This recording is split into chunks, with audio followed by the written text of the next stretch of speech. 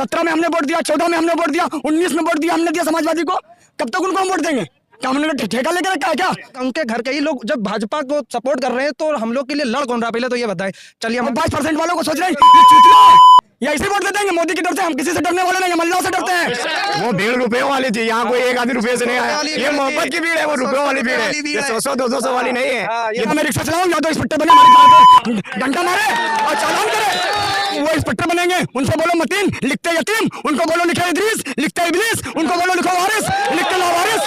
वो बनेंगे डीएम, और हम, हमारा कोई भी एक जाहिल पकड़ लो, जो बोलो वो लिखेगा।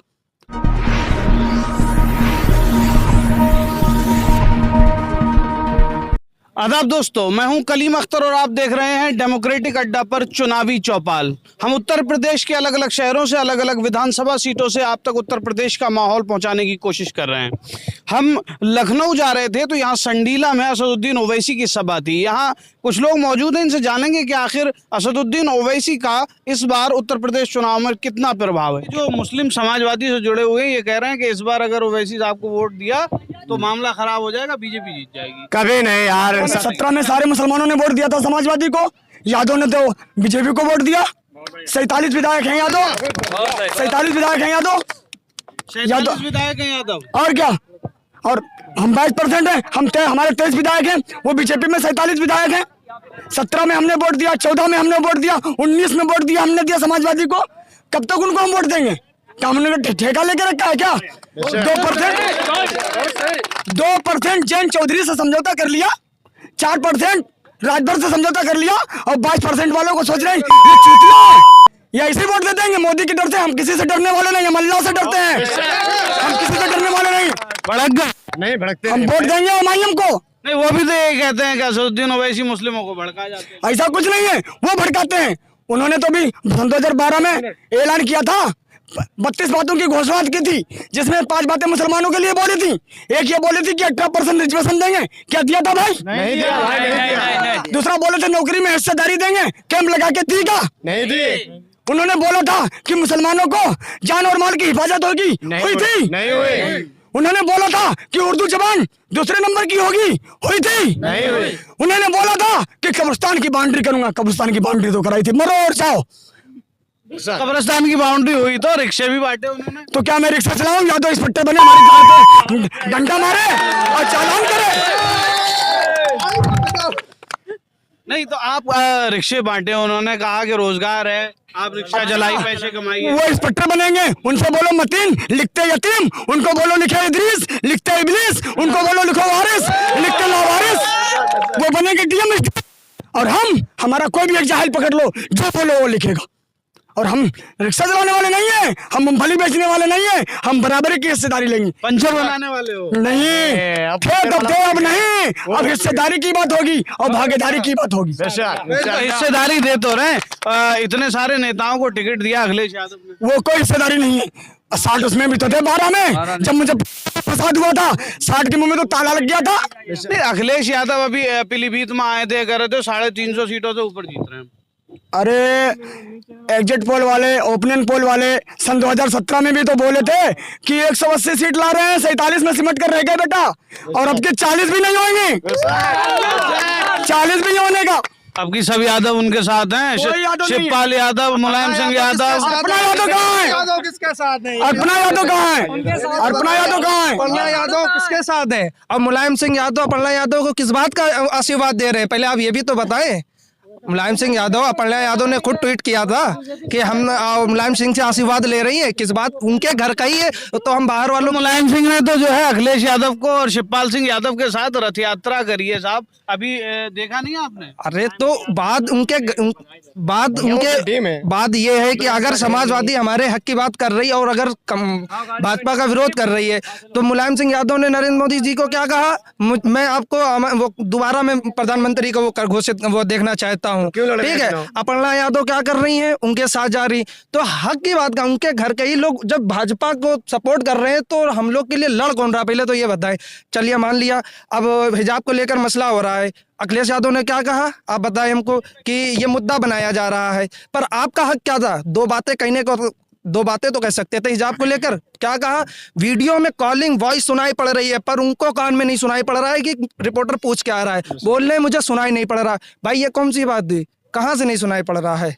आप लगातार जो है समाजवादी पार्टी को कह रहे हैं कि यादव जो है उनका बीजेपी को चला गया, आपकी तो सारे यादव इकट्ठे हैं। ये कौन कह रहा है? नहीं नहीं भीड़ थी अभी इटावा में, वो भीड़ रुपयों वाली थी, यहाँ कोई एक आदमी रुपये से नहीं आया। ये मोहब्बत की भीड़ है, वो रुपयों वाली भीड़ है। ये 100 200 वाली नहीं है, ये दिल से आए हैं। ये रुपए वाली नहीं है भीड़, वो रुपए दे के भीड़ जमा करते हैं, यहाँ मोहब्बत से आते हैं लोग। अरे रुपए कहाँ दे रहे हैं? अरे वो तो हमारे दोस्त खुद बता रहे हैं कि चलो लाखों वीडियो देखिए, लाखों वीडियो मिलेंगे खाने को मिलेगा। हमसे खुद मेरे दोस्त बोल रहे हैं, ठीक है, हमसे खुद कह रहे हैं कि चलो गाड़ी में बैठो, फर्स्ट क्लास आराम से बैठो, उसमें 200 रुपए मिलेंगे और आपको खाना पीना मिलेगा और आराम से मौज करना है बस, और कुछ नहीं। हम यहाँ पे आए पैसों से नहीं, यहाँ मोहब्बत से आए। वो लोग जा रहे हैं पैसों पे जा रहे हैं, खाने पीनों पे जा रहे हैं। नहीं तो मोहब्बत में भीड़ तो असदुद्दीन ओवैसी की सभाओं में पश्चिम बंगाल में भी हुई थी, लेकिन वोट में कन्वर्ट क्यों नहीं होती है फिर? क्यों नहीं होगी? हुई तो थी, वहाँ पे इतना समय नहीं भाई समय नहीं मिला, इतनी रैलियां करने को नहीं मिली।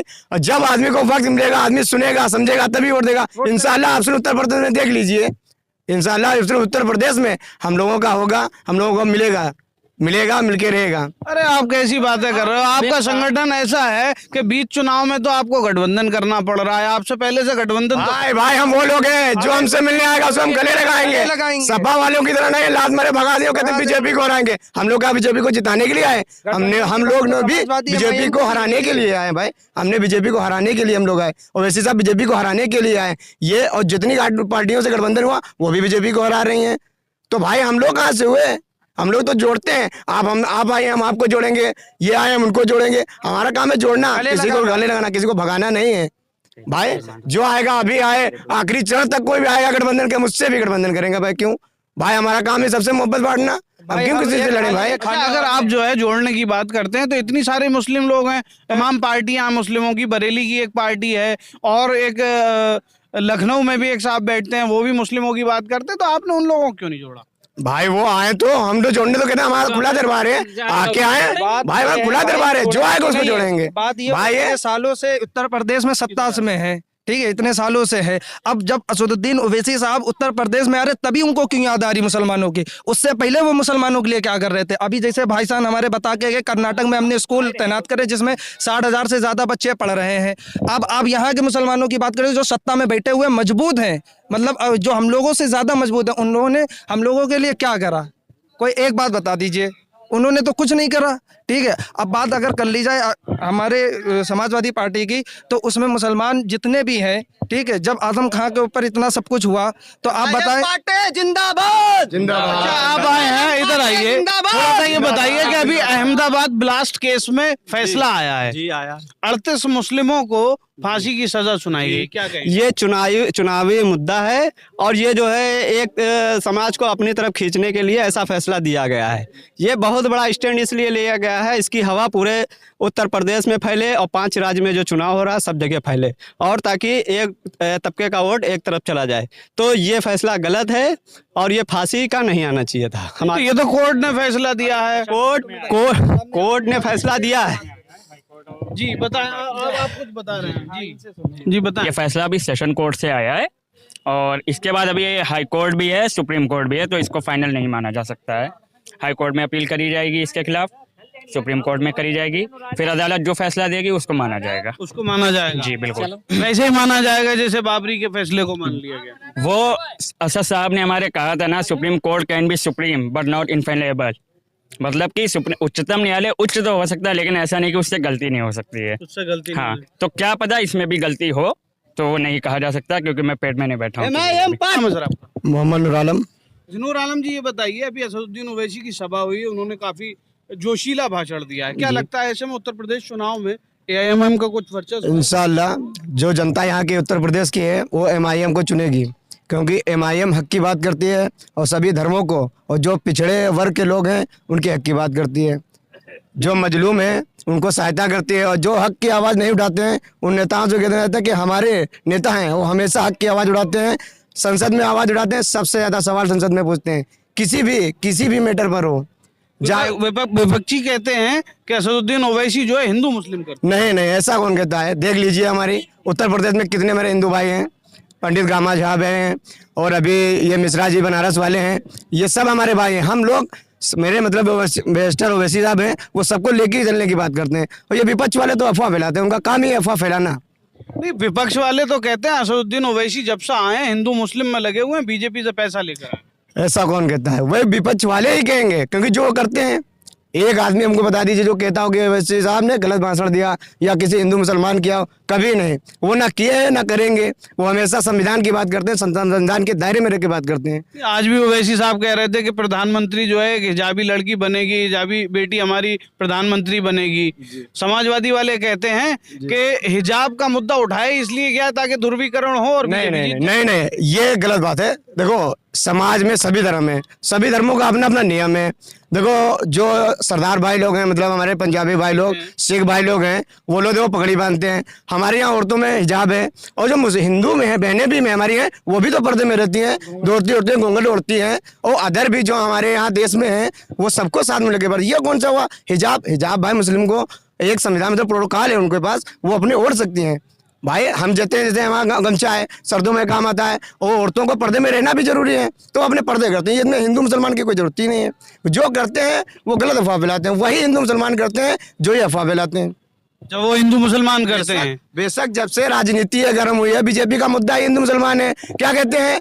हम जो राम को लाए हैं, जो राम को लाए हैं, हम उनको लाएंगे। भैया, राम हम लोगों के आने से, हमारे बाप दादाओं के आने से पहले थे।